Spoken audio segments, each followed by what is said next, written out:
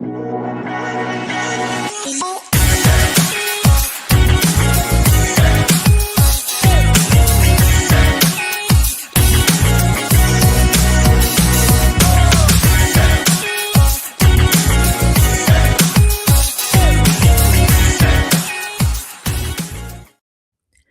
morning, everyone, and welcome in. This is John Henry Soto with you here as always. It is Tuesday, March 31st, 2026, 7 a.m. here in Nashville, Tennessee. As always, this is a morning space for artists, filmmakers, and musicians and creators who are navigating the real world of making art. On this show, I like to talk about positivity, but not the fluffy kind. Here we talk about what actually stops artists from moving forward, the struggles we all face, and how to move through them with clarity and purpose. We'll also highlight good things happening in the industry, share ideas, suggestions, and practical advice, and most importantly, have honest conversations. This is a live show, so if you're here, feel free to ask questions or join in. This is a place to reset, get grounded, and start the day moving forward as an artist. And good morning, everyone. Welcome in. I hope you're all doing well. It is, like I said, Tuesday here. I can't believe we're already at the last day of March. Into our fourth month of this year. We're getting ready for Christmas.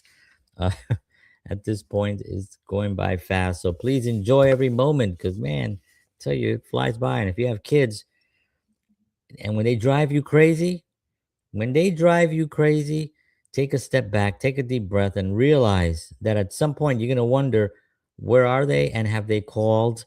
Hope they're doing well. Hope they're happy because they're off living their lives. They're going to be off living their lives. And then you're going to be wondering, where are they? My gosh, I wish they were here bothering me and pestering me. I really wish that. That's how I think of it anyway with my kids.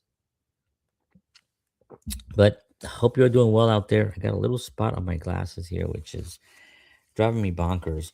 We're going to talk about today about really something that I've spoken about in different forms and in different episodes.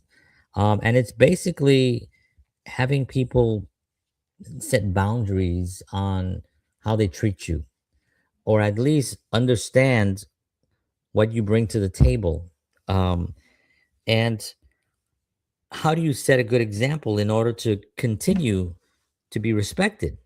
See, setting a good example sometimes is not one of those things that you learn in school, right? School doesn't teach you that, right? They teach you how to obey, they teach you how to follow rules, they teach you how to get in line, they teach you how to raise your hand in order to speak. They teach you how to be quiet and not speak to one another in classrooms, right? That's the socialization that people talk about all the time, right? Because we homeschool, so it's kind of hilarious but anyway, that's another conversation for another day. But school does not teach you how to set a good example, and setting a good example isn't about being perfect. It's about being intentional. People are always watching, whether it's your family, your audience, or people you work with. The way you carry yourself, how you handle pressure, how you treat others, those things speak louder than anything you say. When you show consistency, integrity, and discipline, you naturally become someone others look to for guidance. And the truth is, you don't need a title to lead. Your actions already do that. Now, that is when you set a good example. But there's a line that often gets a little bit blurred.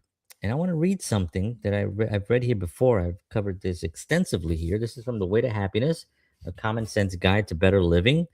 And I'm going to read number 6. It's not long, it's about half a page. It's set a good example.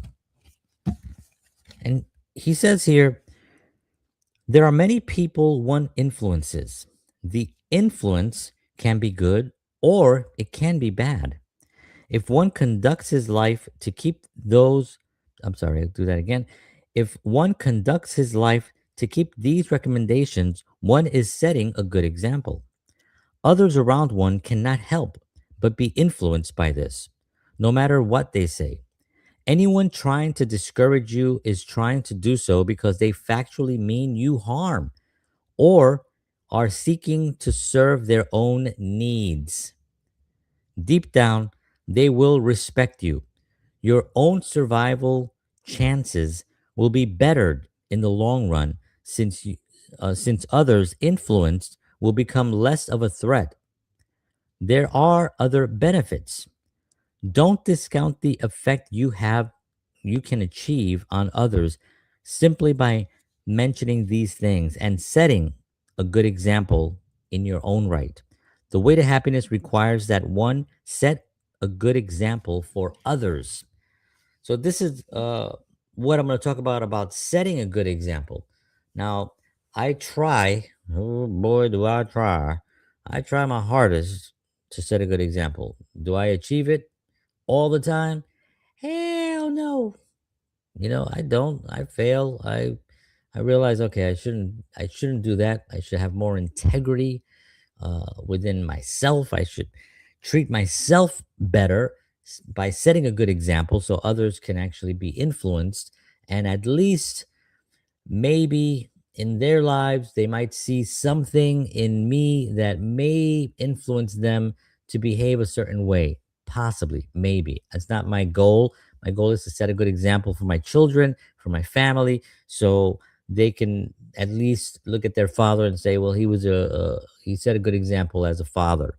I'm a good father, I'm a good husband, I'm a good friend, and sometimes I falter. I'm not perfect at all, but I'm trying my best here, right?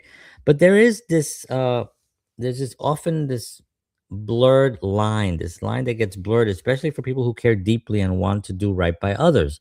When you're overly nice, when you're really trying to help others and you're trying to set a good example in a way that is simply by bending over backwards for someone, that can be misinterpreted by some people, and they can think that maybe you're somehow can be manipulated or weak, or I'm going to treat you the way I treat people in my environment because that's how I communicate to them, and we're all in the same boat. So I'm going to treat you the way I treat everyone else. I don't think so. I don't think so. Okay? Being kind, patient, and understanding doesn't mean you should accept disrespect or mistreatment. Too many people confuse being a good person with being a doormat. Setting a strong example includes showing others how to respect you. You see what I'm saying? When you set a good example, you're showing others that you need to be respected because you're a hardworking person, you are raising children, you're making it go right by having a home and working and being able to set a good example as a family person. All those things are what you're doing to show others, to set a good example, not to say that you can be manipulated or you can be spoken to. See, the thing is, you run into individuals on earth that are very, very used to treating people in their environment a certain way. They just gotten used to it. And the people that are around them, they've gotten used to being treated that way. So nobody really steps up. But as soon as you come in and as soon as you let them know pretty clearly, hey, no, that's not, I don't accept that type of communication. I don't, first of all, I don't deserve it. Um, Usually it comes from people who don't even really know you that well, which makes it even more hilarious, right? They have these weird wow, I sneezed on live television. I mean, I don't think I've ever done that before. But gesundheit to myself and God bless you and all that good stuff. And thank you out there if you said that. So they are used to treating those around them a certain way, and now you're in their space and you're kind of working with them. Maybe it's a job situation that you have with them, and you're all trying to do the same thing, and they just got used to that. You're part of the group now, so I'm going to treat you the way I treat the group. No, you ain't. No, you ain't. Setting a strong example includes showing others how to respect you. Don't confuse being a good person with being a doormat. That means showing your boundaries, speaking up when something feels off, and not allowing anyone to take advantage of your willingness to give. Now, here's the thing. We sometimes don't mention those boundaries because we want to actually we want to show that we're willing to help and that we want to be there. But here the thing is that when you have to you have to speak up, and you don't have to yell, you don't have to make anyone feel bad, you don't have to insult anyone, but you have to speak up. You have to get, and if you want to get on a soapbox and you want to, and people roll their eyes at it, don't care about that. And if they don't want to be your friend, let's just say that we're all adults here, but people still hold grudges, right? And sometimes they decide that they don't want to be around you anymore. Man, that's the best thing they can do for you. Guarantee you, if they have that viewpoint that they don't want to be around you anymore because now you're demanding respect, then trust me when I tell you, you do not want those people around you. And it is totally fine if they go away. I know you may feel like, well, I don't want to lose a friend or whatever. If you're respectful and you tell someone, listen, I don't appreciate being spoken to that way. I want to actually help, but that communication is unacceptable. Especially when I'm communicating something that I'm actually in the middle of right now. That is unacceptable when they treat you that way. So if they decide because they're too weak-minded that they don't want to be around you anymore, or that they don't want to see what you have to say anymore, that's their weakness, right? They're not applying their own integrity. They're not applying their own ability to just be and to confront things. That's on them. They have to go confront that on their own. But don't feel like you have to save the friendship or you have to save this thing. You can say, look, I totally understand. I respect that. Thank you so much for understanding what I'm saying, and have a nice life. You can say those four sentences or three or whatever it was. Say those things to them, and I think that one of the most powerful things that you can have is being able to balance these things, being able to balance integrity, being respected with the power to want to help and want to be there and to do the things that you're capable of helping in. That's the real power, comes from balancing both, leading with character while standing firm in your self-worth. When you do that, you're not just inspiring people with your kindness, you're teaching them how to treat you and how to treat themselves. You see, it's a whole an amazing thing that happens because they walk away with this idea like, wow, this person really does not want to save this friendship. They'd rather just go off and keep what they wanted, the way they wanted to be treated, and make that the priority in their life. And that's gonna stick with people. Trust me, that sticks with people, and they go away thinking like, maybe I lack a little bit of that. Maybe I should be more respectful to myself and respect others so I can show more self worth, and I could set a better example for those in my environment. Maybe that could be, and they may not consciously even say it, but trust me, subconsciously, that is there. That layer of integrity that you just implanted from your space to their space really is there, and it will be there. And at some point it may surface again, and they may actually be like, oh wait a minute, you can't, I don't want to be treated that way, and that it'll be from that conversation. They may not even know it, and they definitely will not credit you with setting a good example. They will not do that. If they couldn't be around you, and maybe later on, as they grow as a person, maybe they'll even get some kind of a treatment, or they'll get some kind of they'll just become better in life. Who knows? They may actually be able to see that for themselves. You show that it's possible. If you show them that it's possible to be compassionate without being weak and strong without being harsh, That is the key thing. You can be strong without being harsh, but you can, in my voice right now, you could say, "Hey, you know what? I don't really, please, I don't really like to be spoken to that way. I mean, I'm willing to help. I'm willing to be part of all this, but please do not talk to me that way because first of all, we don't know each other that well, if that's the case. And if you do know each other really well, then you say, we've been friends for a long time. We've been, we're family. I'm just not interested in that anymore. I think I'm in a different place in my life. People hate to hear that. People that in that like that are I don't know.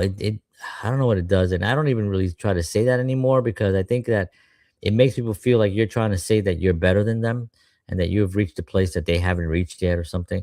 And they take it that way because they have parts of their minds that kind of brings them into that negativity. They're very reactive when it comes to those kinds of things. So I try not to say that anymore.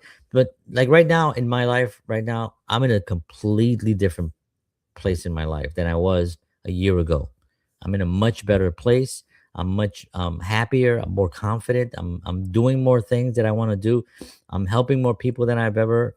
Um, and I'm in a completely different place than I was. If you would have told me 2 years ago, it would have been I would have been a different person. Not an asshole or anything like that, but I would have been a completely different person.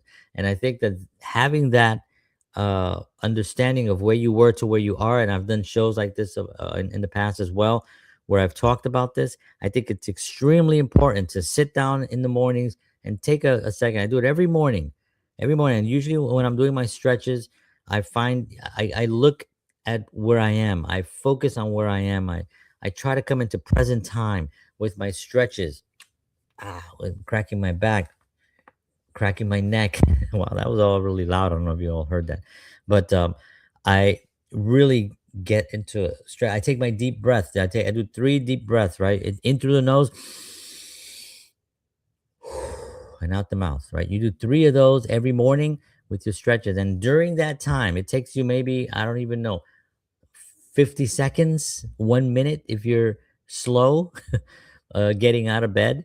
When you do these things, that's the time where you can reset and say, okay, where am I today? Where am I going? Am I happy? Am I focused on what I got to get done? Do I have a schedule today? Do I have things appointments that I have to get to? Kind of start your day with this little 1 minute, 60 seconds of just kind of like coming into the present moment, coming into present time. You had your sleep, you had your rest for the night. Now come into this moment. And when you're able to do that, you can say, okay, I'm better today than I was yesterday, or I need to work more on becoming better today. But are you better? Are you worse? Or do you have things like with my back, for instance? I know sometimes I get up and my back is not good. My back is great right now. I've been going to the chiropractor every week. I joined the gym. I've been working out. I've been walking. I've been doing a lot, all the right things in order just to handle this one little area of my body, and it's helped my whole life. And that could be one of the reasons why I'm doing so much better than I was a year ago. This past year was a bust. I mean, I had a lot of things didn't go right for me. And this year, and so far this year, I've had a lot of things go right, and not everything. You still go run into things, but you're able to lead a better example because you're doing better in life, right? But it's much easier to do that when things are going well, to set a good example. The challenge is when things are not going well, to set a good example. And that's where I failed in the last year. I was not setting a good example. I was just a person that I was not happy being. And when I figured that out and I realized that and I decided not to be that guy anymore and to kind of really use my abilities and my skills and know that this is something that I've actually done in the past before. This is how I really am. All this stuff was garbage. It was just put there by other people and making me feel bad. That wasn't me. When I realized that, I had a realization, a cognition, an understanding, whatever you want to call it. It was an instant thing. It was instantaneous. And I remember I was driving somewhere and it kind of just hit me. I was like, oh, wait a minute. Who's that guy I was? That guy's not setting a good example. Why was I why was I saying these things? Why was I complaining this way? Why was I talking to these individuals who I know can't help me? They don't have the ability to help. They have the ability to maybe listen and acknowledge, but they have their own things that they want from you, right? They couldn't help me. I had to figure that out on my own and realize I have to find people that can help me and then help myself. Primarily, helping myself was the key thing. And that was on that drive. And I realized I need to stop being whoever that person was or whatever that thing was that I was doing for the last year. I need to scratch that because I hadn't done that in the past. That wasn't me before. I have my ups and downs, obviously, like everyone else, but still, there was no way that I thought to myself that that should be the right path to be on. I was not on the right path. And I took myself off. I dusted myself off. I said, okay, I'm not having those conversations with those individuals anymore. They can't do anything about it. All they can do is listen and not help. So why bring it to them? You have to handle this, and then you can find people that can help. Ask people that you trust, people that you feel like, or people who have helped you in the past. Say, hey, I need some help. Do you mind getting on a call with me? And that's what I did. And I got people helping me, and I got the right people listening and the right people showing me how to apply proper tools and properly do them correctly so they actually work. There's tools that we apply on Earth, that are very, very specific and scientific and work every single time if you apply them standardly and correctly. And I started doing that, and things started shifting. And this started, believe it or not, like early this year. This was like, going into the holidays of Christmas and New Year's. And that's when I started making that shift, and I started really making decisions that and realizing who's on my side, and not that who's against me and trying to tear me down, but who just doesn't have their ability to help me. They're trying to help themselves. They're not even doing that well on themselves. So why would I think that they can really help me, right? The real power, I said, comes from balancing both. Showing, setting a good example and being there, and then at the same time showing strength and courage, and realizing that people need to respect what you're doing and what you bring to the table. These are incredibly important things. And it's a powerful tool to be able to do that. It's powerful. Um, and in today's world, that kind of balance isn't just an admirable thing. It isn't something that people admire and people like. It's not just that. It is that, but it's not just that. It is a necessity for survival. It is a necessity for survival in order to balance these two things. And that is where the challenge comes. You have to be able to not take crap anymore, but set a good example. And why? There's a different way, right? People sometimes will be like, well, I don't take that anymore, but they're not doing anything to set good examples either. You see? So the balance, please understand that that's what I'm talking about here. It is a balance, setting a good example and being able to show boundaries. Being able to show boundaries. I'm going to show one quick video here, and then I'm going to say good good day or have a great day. Hold on one second. Now she's hot. I'll have her as my wife. Well, look at this guy. Well, what are you gonna do, kid? Go home. It's hopeless. Yeah, dude, do something with your life. Leave. You're looking stupid, man. Give it up.